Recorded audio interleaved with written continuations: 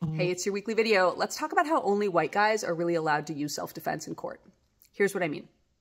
When we look at how self-defense or justification claims play out in court, we find that men are much, much more likely to succeed in convincing a jury that they were justified in killing someone than women are.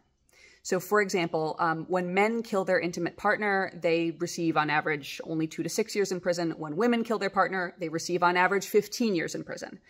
And that data is a little bit older and we need better research on it, but we can look today to modern data on Florida's Stand Your Ground law, which is a really messy and tragic legal scheme, basically saying if a person feels threatened, they're allowed to use lethal force.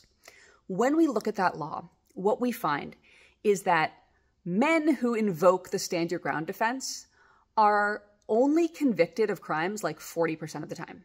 But women who try to use the Stand Your Ground law in their defense, they get convicted 80% of the time. Essentially, we're seeing that men, and particularly white men, are much more able to claim self-defense justification than women, and particularly black women.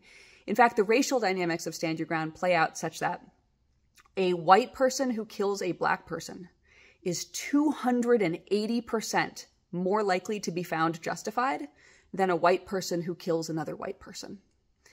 These dynamics aren't just playing out in courtroom, they're also playing out in psychology studies. So for example, there was a study where people were given a Stand Your Ground scenario with different demographics for the participants, and even these study participants were much more likely to find a man justified in killing a woman than to find a woman justified in killing a man, with all of the different echoes of that play out when the woman is, for example, a black woman and thus even more disadvantaged.